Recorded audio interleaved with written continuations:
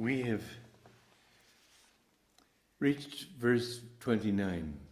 One practice of yoga offers the incoming breath, or prana, into the outgoing breath, apana, and the apana into the pran, thereby through pranayama, or control of the energy, rendering breathing unnecessary.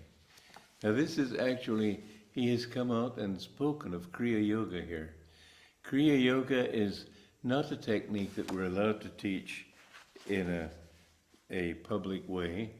And some people say, well, I know that story of Ramanuja when he was given the mantra Om Namo Narayan, and his guru told him don't do it because it's not something to be told publicly, but for your own sake, don't tell people. And Ramanuja said, but is it something that'll save everybody? He said, yes, it will, but you have to keep it for yourself. So Ramanuja went to a temple's roof and shouted, everybody come here, and there were thousands of people there. And he taught them this mantra, and they were all dancing in the streets. Well, that's a sweet story from history. But with Kriya Yoga, it is true that you can't, it's not a good thing to give sacred things to. As Jesus said, don't throw your pearls before swine. Don't give holy things to people who are not ready for them. And you have to be sure that they're ready. So with Kriya Yoga, it would not be right to teach it until people want it, first of all, ask for it, and are ready for it. And that takes a certain amount of preparation. So I cannot teach the technique itself, but I can give you the basic theory of it, and this is important to understand too. And that is that the pran is not just the breath, the pran and apan. Most people think inhaling and exhaling. Actually, the real breathing is in the astral spine, the Ida and the Pingala. And in the astral spine, you breathe this way, but in physical breathing, you breathe in because of the upward movement. It causes that upward movement in Pingala, in Ida, causes you to inhale physically, and the downward movement causes you to exhale physically. Now, this inner movement of energy, I've talked about this before, and it's quite interesting because it all ties in with our reactive process. So that when the energy is coming up, we not only inhale, but we sort of react to the world more in a positive way. And when something exciting occurs, for example, and when we feel discouraged or negative or whatever it is, the energy goes down and we sigh. So when you find people when they're very happy, they jump up and down. Why do they jump up and down? Because these spurts of energy in the spine lifting the body upward, causing you to jump. And when people are discouraged, they slump and they sit heavily and walk heavily. The downward current is stronger. And it's not a question of, you have to understand it's a matter of which is stronger. Otherwise it would be people jumping up, and then they suddenly down. It would be absurd. It means rather that when the upward current is stronger, then you have this affirmation and positive reaction. And when the downward current is stronger, you have a negative reaction. So that negative people, even after they inhale, it's almost as though they inhaled only so that they could exhale again. And with the positive people, it's as if they exhaled only so they could inhale again. Anyway, these two things, this is the important thing to understand. As long as your energy is reacting to the world outside, you'll be caught in Maya. Your reaction to, winning a lottery or something is outward. When something pleases you, or outwardly dancing, for example. Well, what you have to do is understand that the reason for that outward reaction is really your inward reaction of the mind, first of all, and the energy following that flow of the mind. And if you can learn to withdraw to your own spine your reactive process to this world, then you can achieve that state that Krishna is talking about here in the fourth chapter of the Gita, and in fact, throughout the Gita, of being impartial, of not being attached to anything, being even-minded, and so on. We have to become centered here so that the world out there, and this is this whole passage he's talking about, withdrawing the energy, offering it as an oblation, withdrawing the energy and offering it as a yajna into the infinite. So this is the supreme yajna, for which fire ceremonies are really only a symbol. And if you take any ceremony with a deep concentration and reciting the proper mantras and so on, they will have some power. But that power will not be equal to your own inner effort to get rid of the ego and to offer everything mentally. I've seen people doing fire ceremonies here.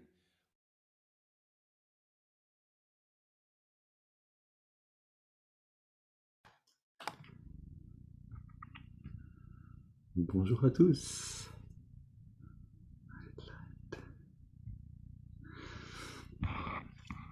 Oui, Swami Kriyananda qui nous parle du mouvement de l'énergie dans la colonne. C'est quelque chose qui revient constamment dans les enseignements de Yogananda, puisque notre humeur, littéralement notre perception du monde, dépend de là où notre conscience est, c'est-à-dire aussi du mouvement de l'énergie dans la colonne vertébrale. Il vient de nous dire quelque chose d'important. Quand on inspire, l'énergie remonte naturellement, et quand on expire, elle redescend. En réalité, un yogi voit ça autrement. Il dit que c'est le mouvement d'énergie ascendant dans la colonne qu'il appelle astrale qui détermine, qui crée, qui cause l'inspiration. Et c'est le mouvement descendant dans la colonne qui cause l'expiration. Et donc ici, on a la clé, en fait, de ce qu'on appelle le pranayama, qui est que par la respiration, on peut contrôler le mouvement d'énergie en nous-mêmes. En fait, le mouvement d'énergie et la respiration sont complètement liés. L'un va influencer l'autre, etc. Les deux sont complètement unis, en fait, à un certain niveau. Et donc, quand on apprend à contrôler cette respiration, comme on le fait au début, par exemple, inspirer profondément à partir du ventre, expirer jusqu'en bas, on apprend à régulariser ce mouvement d'énergie. Quand on a une émotion, on fait quelque chose comme ça et on a ce mouvement, par exemple, qui s'élève d'un seul coup, qui va créer un peu d'adrénaline. Et puis quand on est déprimé, on a tendance à expirer longtemps et l'énergie descend, et la conscience aussi. Donc on a vraiment besoin d'apprendre à maîtriser, en fait, ces mouvements à l'intérieur de nous, puisque c'est eux qui définissent, comme il le disait, le processus réactif avec le monde. Tant qu'on ne peut pas prendre contrôle de ça, ou en tout cas en prendre conscience, on reste des marionnettes de nos réactions automatiques vis-à-vis du monde. Ok, la première technique que Yogananda nous a donnée pour justement apprendre à prendre conscience de cette énergie et de ces mouvements, c'est Yogoda. Donc on va le pratiquer maintenant ensemble.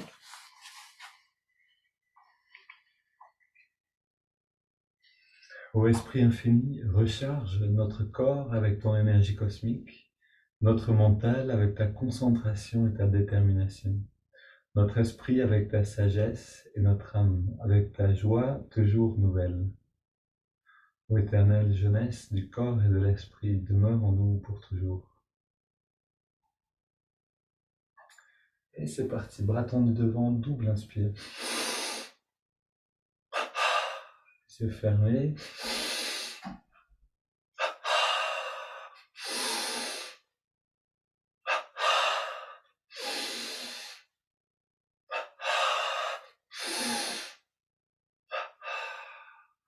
Voilà, je rappelle pour ceux qui nous rejoignent sur notre chaîne YouTube, qui regardent cette vidéo enregistrée, que vous pouvez apprendre ce qu'on est en train de pratiquer maintenant.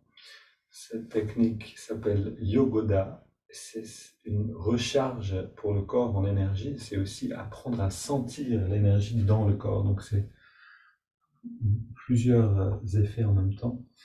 Et vous trouvez cette liste de lecture dans notre chaîne YouTube qui s'appelle Apprendre Yogoda pour apprendre justement cette technique. Ok, on continue avec mollet avant-bras, biceps et cuisses.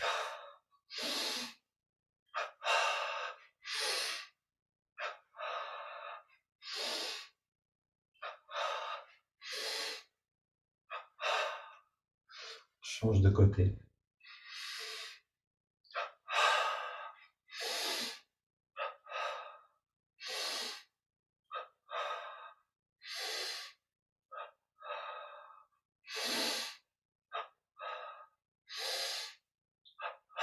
Les deux côtés ensemble.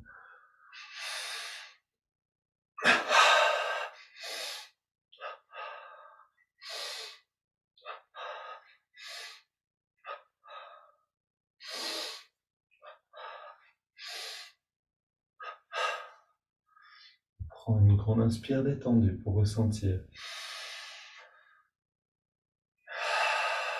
Expire par la bouche, les yeux fermés. On plonge l'attention dans la conscience de l'énergie. Yogoda fonctionne de cette manière que pour prendre conscience de l'énergie, on agit sur la partie la plus évidente, on pourrait dire la plus grossière, c'est-à-dire la partie musculaire. On contracte maintenant fesse gauche, poitrine gauche. Et à droite. De cette manière, on agit sur le plus extérieur, c'est-à-dire muscle, avant d'aller vers quelque chose de plus subtil, l'énergie des sens, l'énergie qui alimente les sens. Ici, le bas du dos, gauche et droite. Donc c'est vraiment un apprentissage, une école de la conscience. On commence par sentir l'énergie à travers la contraction et la détente des muscles. Puis ensuite, dans la méditation, dans la technique Hong So, on apprend à sentir l'énergie des sens qui se retire du monde.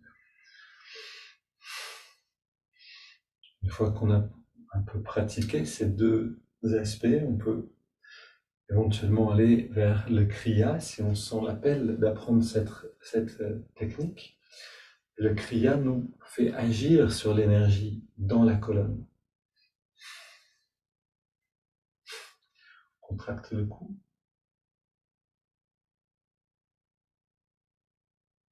À gauche et à droite.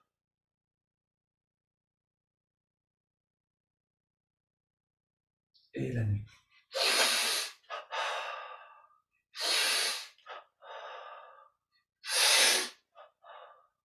Le cou, 3 petits cercles. Et 3 grands cercles, le cou détendu.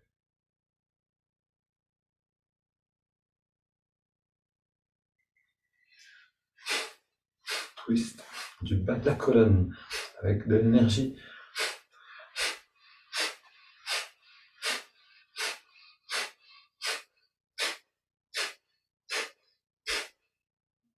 Voilà, n'hésitez pas. Je sais que c'est un peu plus frais en ce moment, hein, mais dès que vous vous réchauffez, ou même avant dans l'idéal, ouvrez bien les fenêtres. Avoir de l'oxygène, c'est essentiel. Justement, d'écouter un podcast récemment sur l'importance d'être dans une pièce toujours bien oxygénée. En fait, les facultés intellectuelles baissent de 50% dans une pièce qui n'est pas bien oxygénée, donc typiquement dans une salle de classe, c'est assez paradoxal, ou dans un hôtel avec les chambres, les fenêtres fermées. Et donc, soyez attentifs à ne pas créer cette situation chez nous. Bien ouvrir les fenêtres.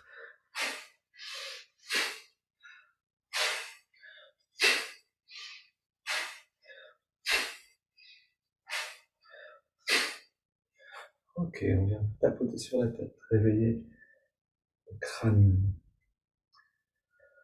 Oui, la respiration, l'oxygène est notre première nourriture. Sans ça, on ne peut pas vivre.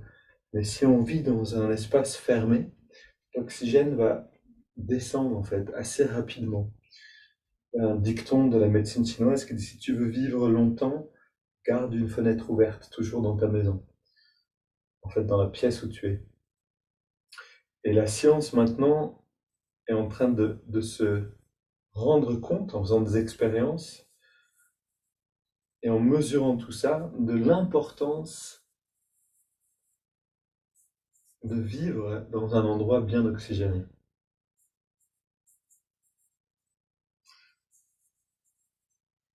On ouvre la porte du prana et on boit.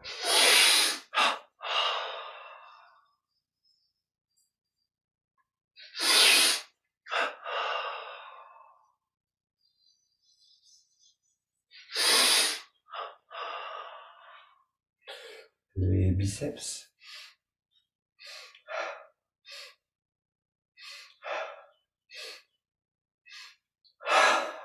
et tout le corps, tous les muscles.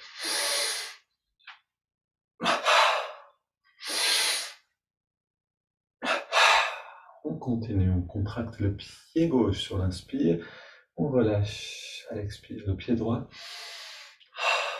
mollet gauche, droit, cuisse gauche, droite, fesse gauche et droite. Bas du ventre, haut du ventre, avant-bras gauche, avant-bras droit en serrant le poing, biceps gauche, droit, poitrine, le cou, gauche, droite, devant et derrière. Et maintenant, on contracte le pied gauche, on garde, on ajoute le pied droit, le mollet gauche, le mollet droit, la cuisse gauche, la cuisse droite, fesse gauche, fesse droite. Augmentons un petit peu l'intensité, la respiration est profonde. On continue donc le ventre bas en haut, l'avant-bras gauche, l'avant-bras droit, le biceps gauche et droite, la poitrine et double inspire. On contracte le cou et tous les muscles. On relâche légèrement tous les muscles, mais on garde une tension constante. On va prendre le temps de bien le faire. Soyez attentif maintenant à avoir tous les muscles contractés et relâcher le cou complètement. Maintenant, relâchez seulement la poitrine à droite, la poitrine à gauche, l'épaule et le biceps droit, l'épaule et le biceps gauche, l'avant-bras droit, l'avant-bras gauche. Relâchez seulement le haut du ventre, puis le bas du ventre. La fesse droite, la fesse gauche, cuisse droite, cuisse gauche, mollet droit, mollet gauche, pied droit et pied gauche. Double inspire, on contracte tout. Encore une fois. Et encore une. On relâche tout, on se détend, on prend une grande inspire, les yeux fermés. On garde un petit peu l'air dedans et on expire par la bouche.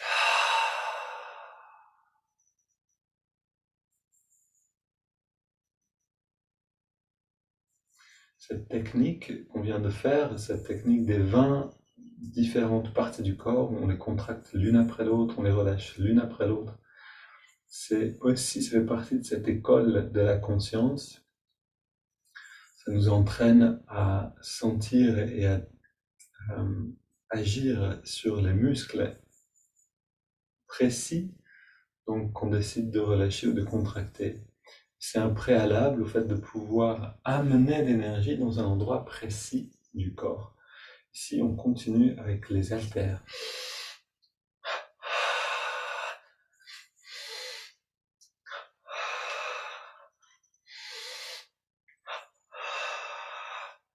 Écarteur.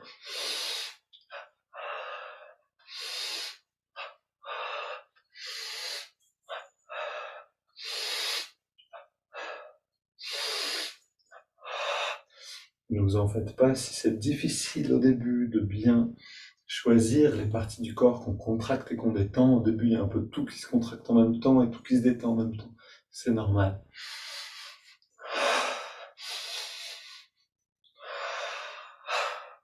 On fait quand même de notre mieux chaque jour.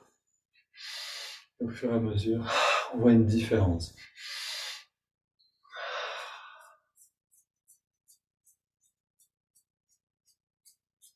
Et la clé, c'est à la fois la régularité et de garder l'enthousiasme d'un débutant.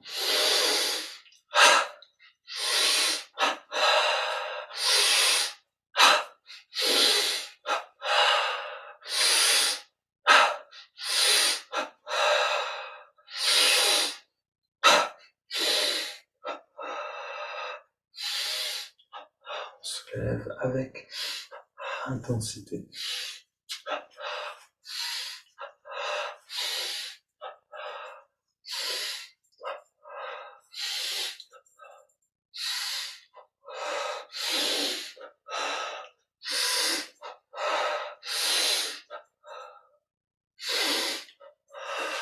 Ok, on marche sur place avec entrain, avec élan.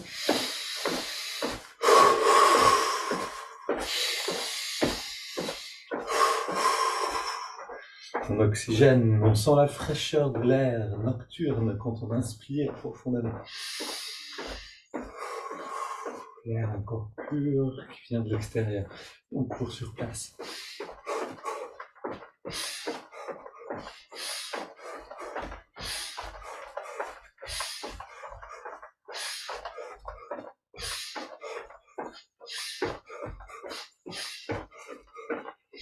Ok, on continue directement. Expire.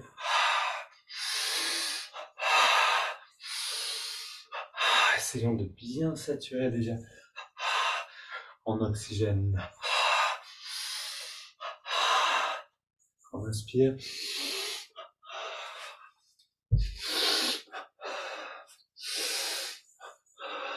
Inspire devant.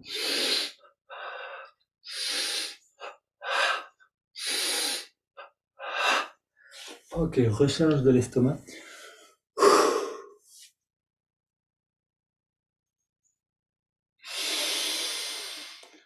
Encore une fois. Va et vient.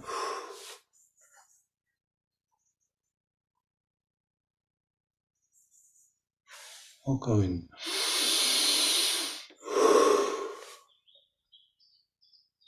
On va loin dedans, loin dehors.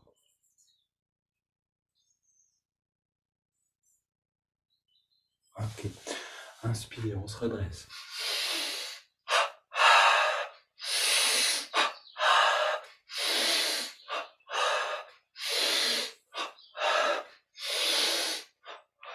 Voilà, sentez que vous êtes maintenant rempli d'énergie. C'est les mêmes mouvements qu'au début, c'est pas la même expérience. Maintenant, on est un petit peu comme après un jogging de 20 minutes.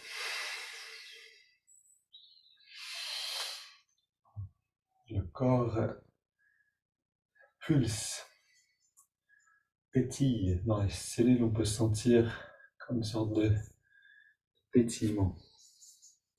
On termine avec les hanches.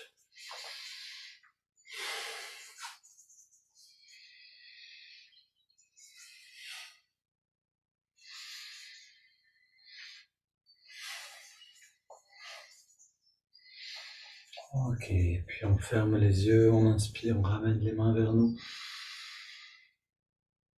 On se détend complètement, expire, on amène les mains vers l'avant. Inspire vers nous, expire vers l'avant.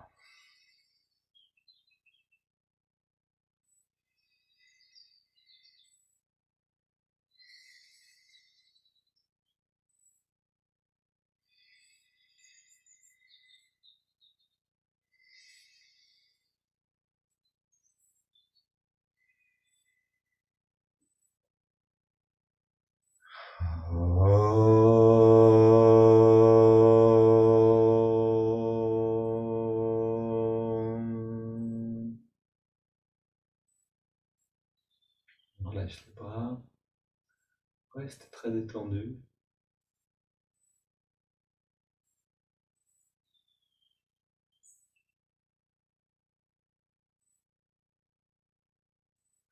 On sent l'énergie à l'intérieur.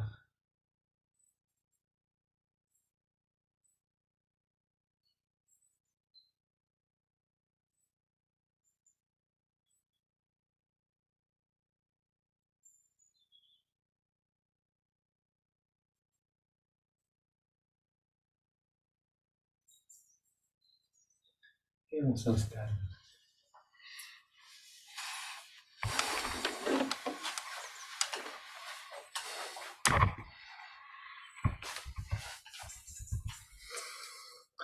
Voilà, prenez le temps de vous installer, de fermer les yeux, de baisser le regard et de sentir aussi un instant. Je suis là dans une seconde, je vais chercher la guitare.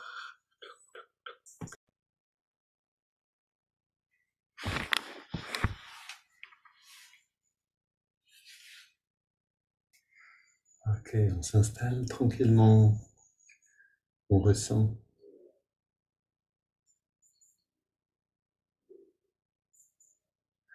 Et pour vous donner la possibilité de chanter vraiment avec nous, on va reprendre la même chanson qu'on a faite hier et vendredi. Donc, je vous dis une fois les paroles lentement. Narayana, Narayana Om. Donc, Narayana, Narayana Om, Satya Narayana, Narayana, Narayana Om, Yogananda, Narayana Om, Satya. Voilà, c'est juste ces mots-là et ça finit avec Jai Jai Guru Deva. Donc, Jai Jai Guru Deva, ce qui veut dire victoire au maître divin, à l'enseignant divin. Et voilà, ensuite, Narayana est un aspect du divin.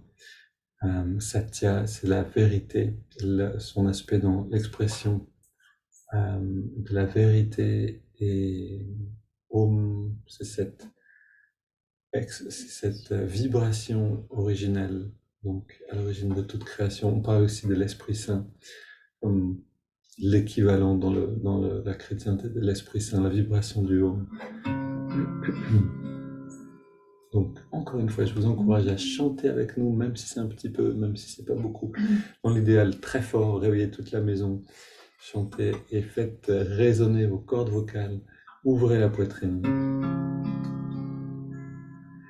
Narayana, Narayana, Om Satya Narayana, Narayana, Narayana, Om Yogananda, Narayana, Om Satya Narayana, Narayana, Om Satya Narayana, Narayana, Om Jai Jai Guru Deva,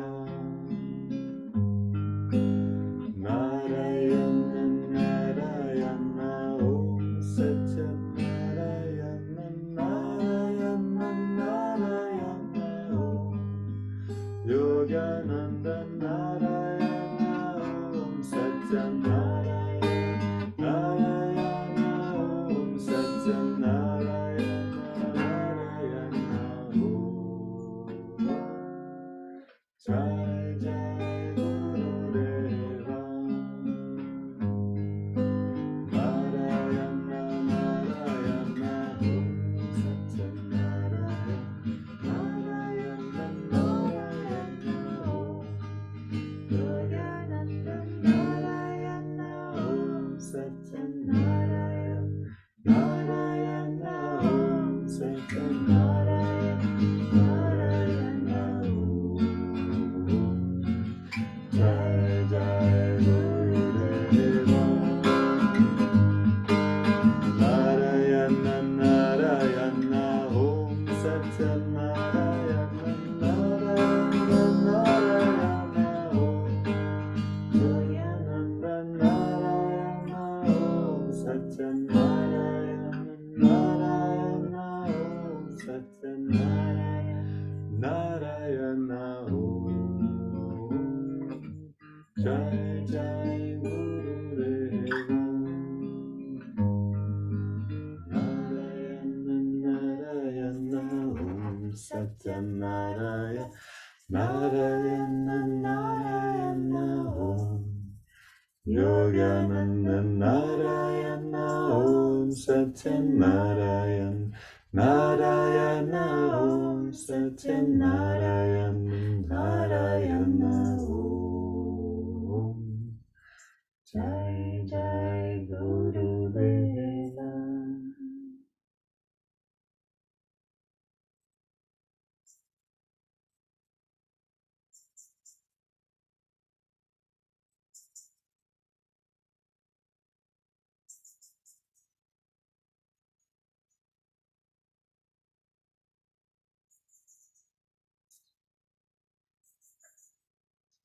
Quelques instants pour prendre conscience de la qualité que la musique peut amener dans le fait même de méditer.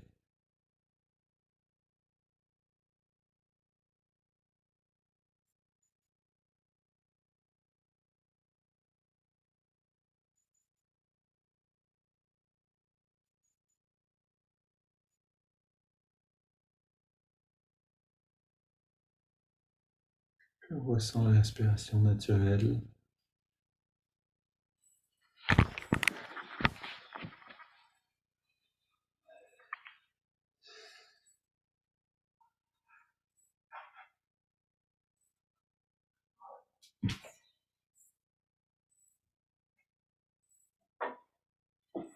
Et on respire consciemment maintenant. On respire profondément, partant du ventre, en allant jusqu'en haut de la poitrine. Lentement, tranquillement.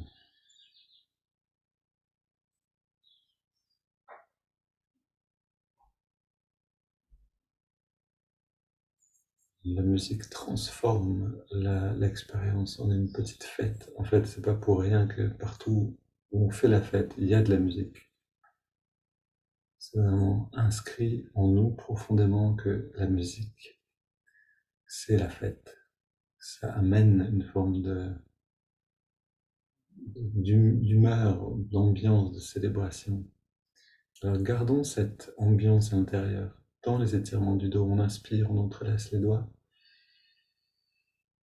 Expire, on pousse les mains vers l'avant, on arrondit bien le dos.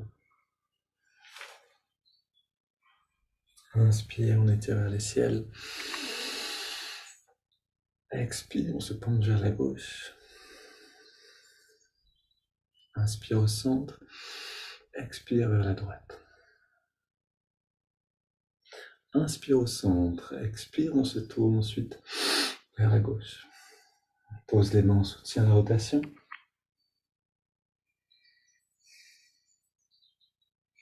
Puis on revient au centre. Inspire, on étire vers les ciels.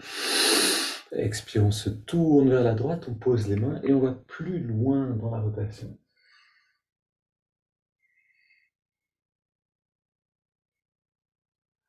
On revient au centre, on pose les mains derrière et on prend nos 25 respirations profondes. On inspire par le nez, on expire par la bouche. D'abord sans trop d'effort. Pour prendre le rôle, la position, je veux dire, de l'observateur.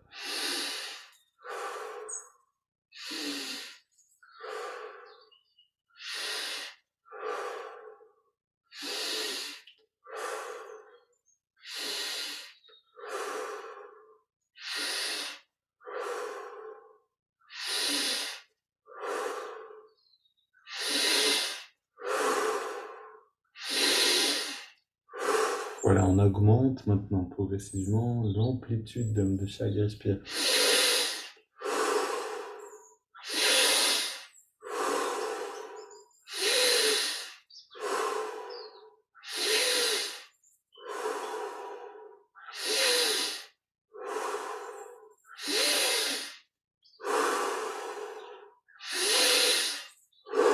On va au maximum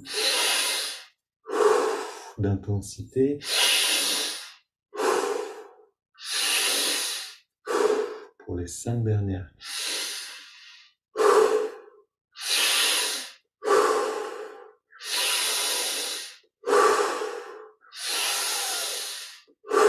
La dernière. On revient au centre, le dos dressé mais détendu, les mains sur les cuisses, paumes vers le ciel, les yeux fermés. Une inspire profonde et lente. On garde l'air à l'intérieur. On détend tous les muscles.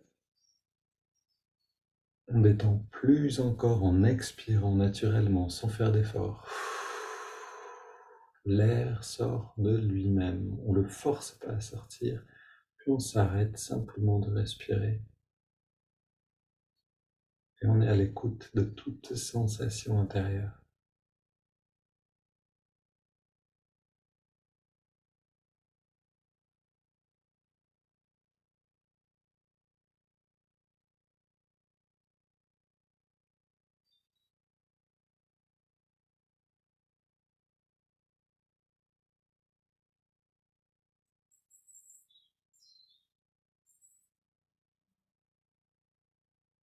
On inspire à nouveau,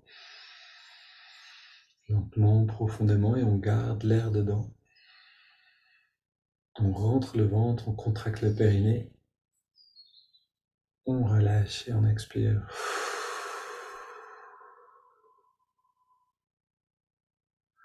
Donc ce qu'on vient de faire, ce qui s'appelle Bastrika, le grand soufflet, les 20 respirations ou les 25 respirations profondes, auront à peu près 400% d'effet en plus si vous avez beaucoup d'oxygène dans la pièce.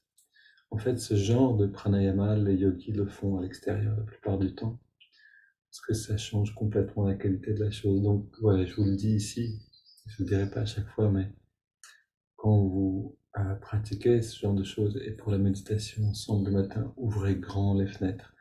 Couvrez-vous avec une couverture, mais ouvrez les fenêtres, c'est important. En fait, pendant les méditations d'hiver même à Ananda, et puis dans le centre créé par Yogananda en Amérique, pendant les méditations en hiver, alors qu'il faisait si froid, on ouvrait, pendant les grandes méditations de Noël, on ouvrait les fenêtres. On ouvre toujours les fenêtres et les portes, et on allume le poêle à fond pour ces méditations-là. Parce que la qualité de la perception intérieure, la qualité de la conscience, de l'intellect, change complètement quand on a suffisamment d'oxygène. Ok, on reste encore un petit instant à ressentir.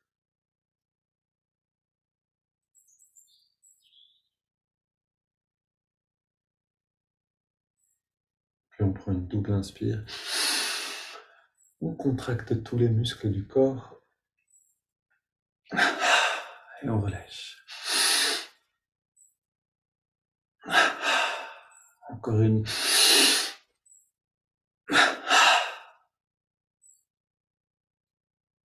Puis on inspire sur 5 par les narines. Là, on se rapproche beaucoup de cette technique du kriya. On inspire sur 5.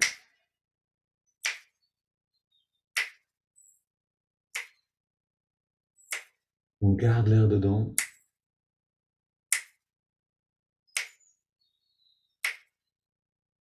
Et puis on expire, même durée. Maintenant, ça va nous servir d'avoir pratiqué Yogoda avant. On inspire et on sent l'énergie qui remonte le long de la colonne. Si on ne la ressent pas, on imagine qu'on la ressent.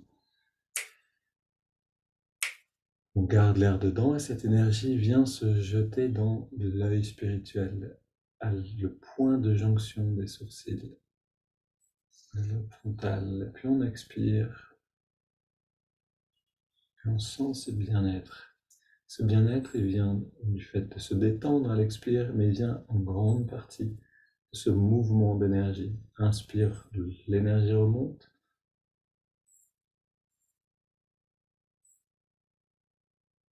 On garde l'air dedans, l'énergie vient dans le lobe frontal.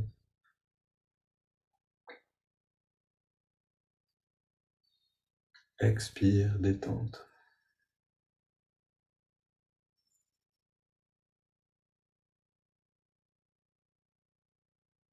Inspire à nouveau.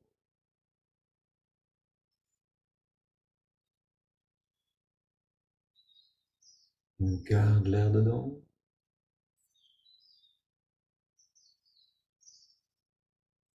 Expire.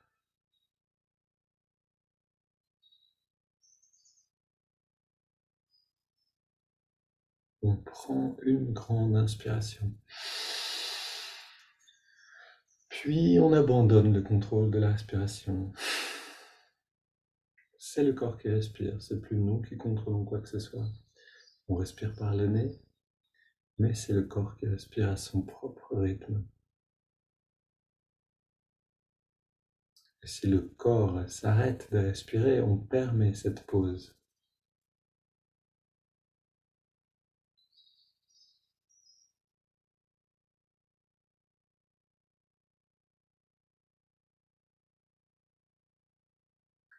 Sentez le bien-être maintenant. Et en fait, une partie de ce bien-être vient du maniement de l'énergie le long de la colonne.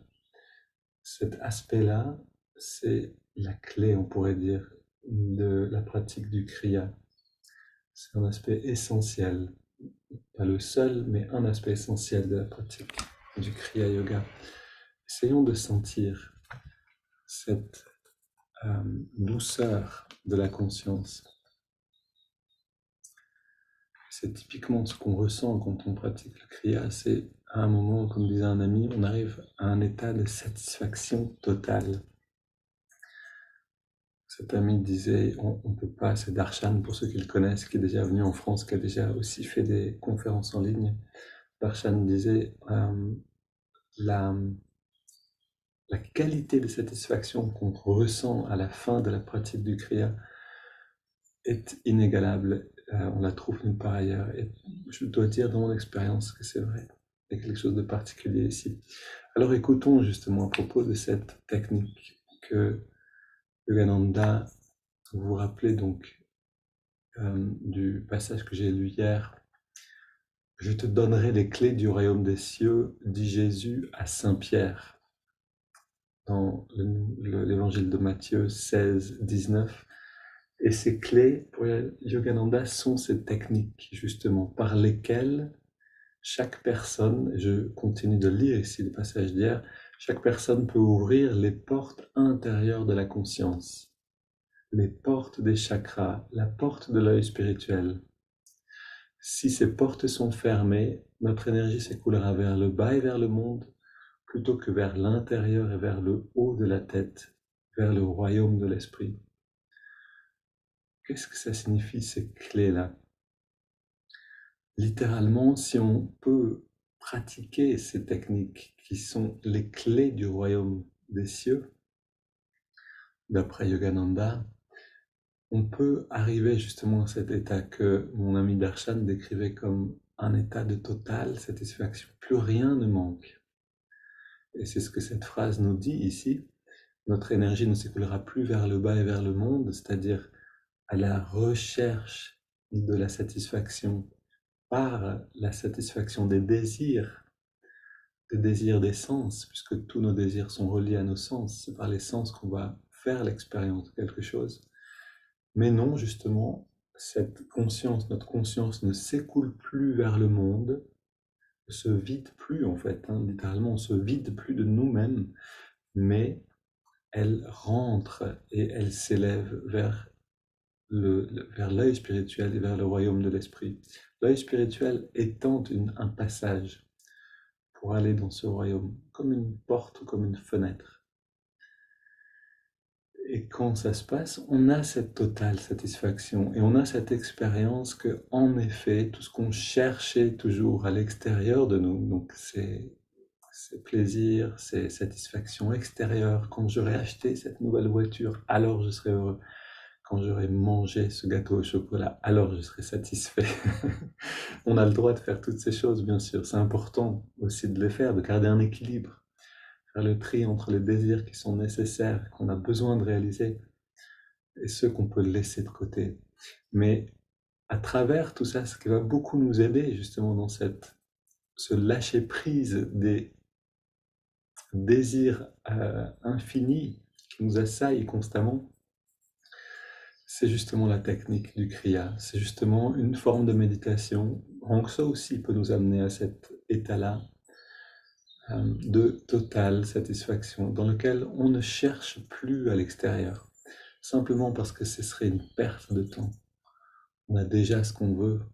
On ne peut plus vouloir aller à l'extérieur. Et voilà vraiment l'état que nous amène le Kriya Yoga, l'expérience de ce royaume intérieur dans lequel rien ne manque. Ok, aujourd'hui c'était plutôt un commentaire qu'une lecture. Demain je continuerai de vous lire ce passage, je pense. Mais entrons donc, et puis juste quelques mots pour terminer. Beaucoup de personnes, de plus en plus de personnes sont intéressées par cette technique du Kriya Yoga, par ces enseignements en français. Ces enseignements en français n'existent pas encore dans l'environnement d'Ananda. On est en train maintenant de le mettre en place pour que vous puissiez suivre ces cours en ligne qui préparent à l'initiation au Kriya Yoga. Si vous êtes intéressé, vous pouvez nous écrire pour qu'on puisse vous inscrire ou vous garder en tout cas dans la liste d'attente des personnes pour le premier cours en ligne. Voilà, je voulais juste dire ça en plus. Et maintenant, entrons dans la pratique.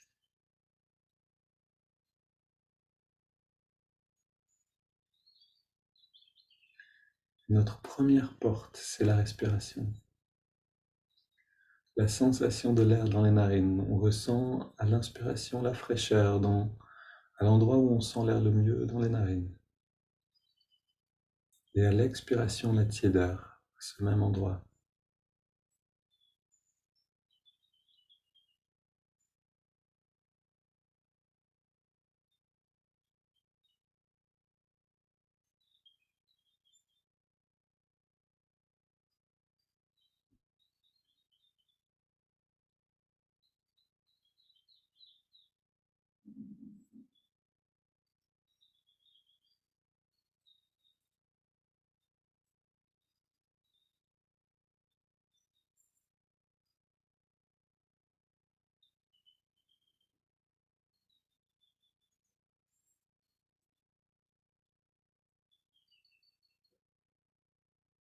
On entre dans cette sensation de la respiration, on y entre profondément.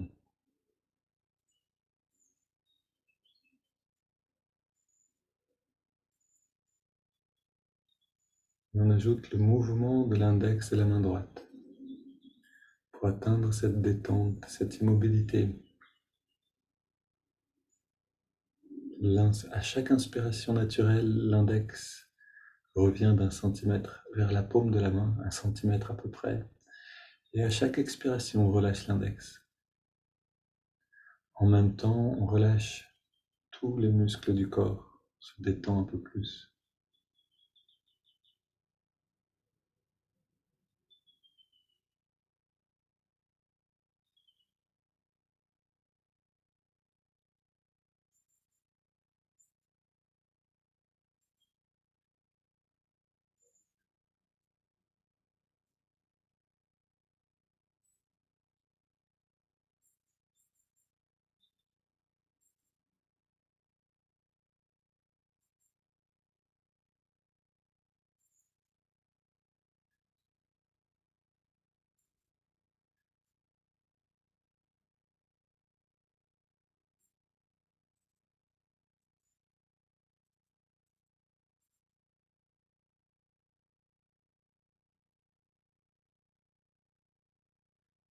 Pendant les 3-4 prochaines respirations, soyons particulièrement efficaces. On plonge dans l'observation du souffle et on détend complètement le corps à chaque expiration.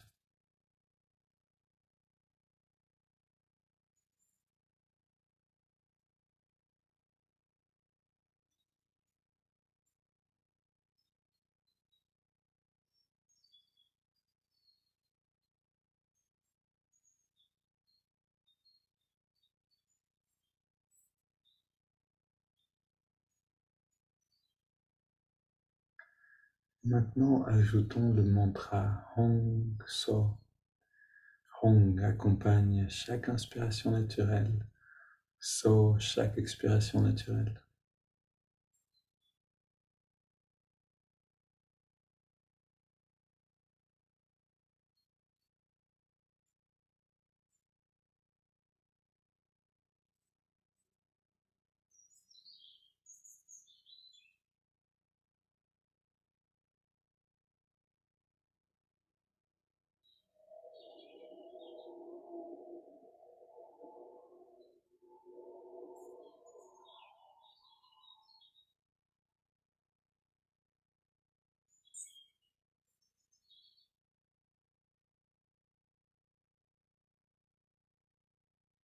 Gardons cette présence, cette efficacité, pour que dans 2, 3 respirations, on ait atteint l'état le plus intériorisé.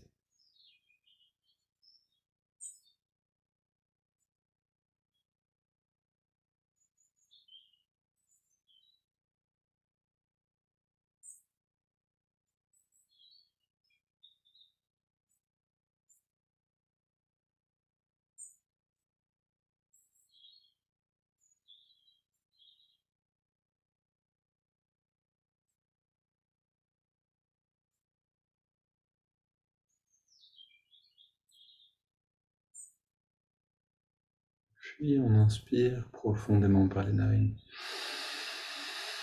On expire par la bouche en 3 fois et on se repose un instant dans l'arrêt du souffle.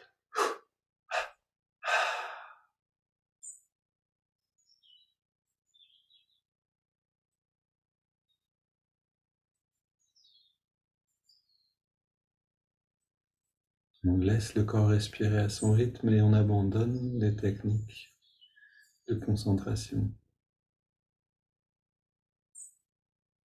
Mantra, mouvement du doigt, observation du souffle, on laisse tout ça de côté.